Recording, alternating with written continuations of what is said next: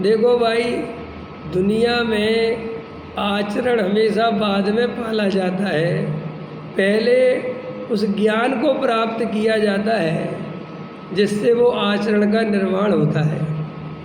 उदाहरण क्या दिया, किसी को डॉक्टर बनना है तो उसे MBBS कॉलेज में एडमिशन लेना पड़ेगा, वहाँ बराबर 6-7 साल पढ़ना पड़ेगा, तब जाके बाद में वो डॉक्टर का चोला पहनने के लायक है।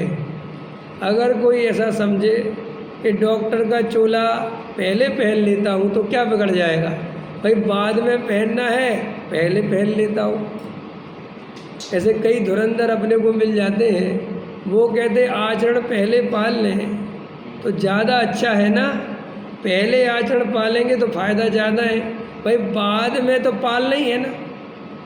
आप लोग भी इतना स्वाध्याय कर रहे हो तो आप आगे भविष्य में मुनि बनने के लिए कर रहे हो ना, त्याग व्रत के लिए कर रहे हो ना, तो पहले ले लो। कई लोग ऐसे होते हैं, जब हम गुणस्थान वगैरह पढ़ते थे तो वो ये कहते थे कि असंयम से रहने में बहुत घाटा है और संयम से रहने में बहुत फ़ायदा है।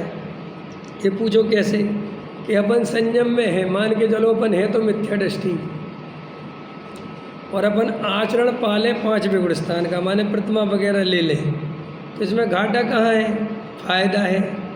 ये फ़ायदा कैसे है कि साहब अपन के बाहर की तैयारी पूरी रहेगी और अंदर में अपन मिथ्या दृष्टि है, लेकिन बाहर का प्लेटफॉर्म अपना जमा हुआ है, तो अपन जिस दिन आत्मा का ध्यान करेंगे सीधा 5वें गुणस्थान में पहुँचेंगे। पहले से कौन सा होएगा, सीधा 5।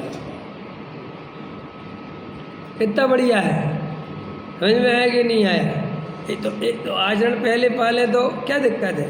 ऐसे एक दूसरे होते हैं, वो कहते अगर हम मुनि बन भी गए और हमारे पास सम्यक दर्शन नहीं है तो हमें समझन का करना क्या है। हम जब मुनि बनेंगे और द्रव्यलिंगी तो हम होंगे ही, और हमें जैसे ही आत्मा का अनुभव होगा तो हम सीधे 7वें में पहुँचेंगे। समझ में आया कि नहीं आया। तो इसलिए आचरण तो बहुत बढ़िया चीज़ है। अब मेरा प्रश्न ये है कि अगर ये बात परम सत्य तुम मानते हो तो दुनिया में ऐसी व्यवस्था क्यों नहीं है, और अगर दुनिया में नहीं तो तुम्हारे धर्म में ये व्यवस्था कैसे आई। कोई लड़के की शादी माँ बाप पक्की नहीं हो और बैंकेट हॉल पहले से बुक कर दे, शादी की तैयारी पहले से कर ले, तुमने दुनिया में देखा है कभी।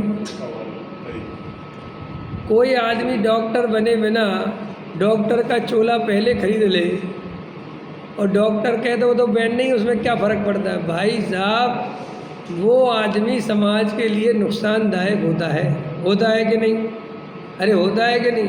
अब मान के उसने डॉक्टर का चोला पहन लिया, अब तुम तो जानते नहीं कि ये डॉक्टर है भी कि नहीं, क्योंकि तुम तय जानते कि चोला है माने डॉक्टर है। अब वो बेचारा अभी एंट्री तो ली नहीं हो MBBS कॉलेज में, लेकिन चोला पहन के घूमता है। अब तुम कहे डॉक्टर साहब मेरी अम्मा बहुत बीमार है, मेरी माँ का इलाज कर दो। अब उसे भी रस तो है ही भाई डॉक्टर बनने का रस है तो इलाज करने का भी रस है, तो वो कह रहा है चलो कर देंगे, उसमें क्या है। तो बोले साहब पढ़ बाद में लेंगे, प्रैक्टिस पहले ही कर ले है। तो आपसे प्रश्न है, अगर ऐसा हो और रमेश जी तुम्हारी वो माँ का इलाज करे तो भाई साहब तुम्हारी माँ मर सकती है। ऐसे ही जो ये आचरण वाले घूमते रहते हैं, जिन्हें तुम सिर पे बैठा लेते हो बिना सम्यक दर्शन के, बिना जानकारी के, ये तुम्हारे अहित में ही निमित्त बनते हैं। समझ में आया। ये विपरीत श्रद्धान में निमित्त बनते हैं, क्योंकि उनका तो सम्यक श्रद्धान है नहीं, उनकी सच्ची दृष्टि तो है नहीं।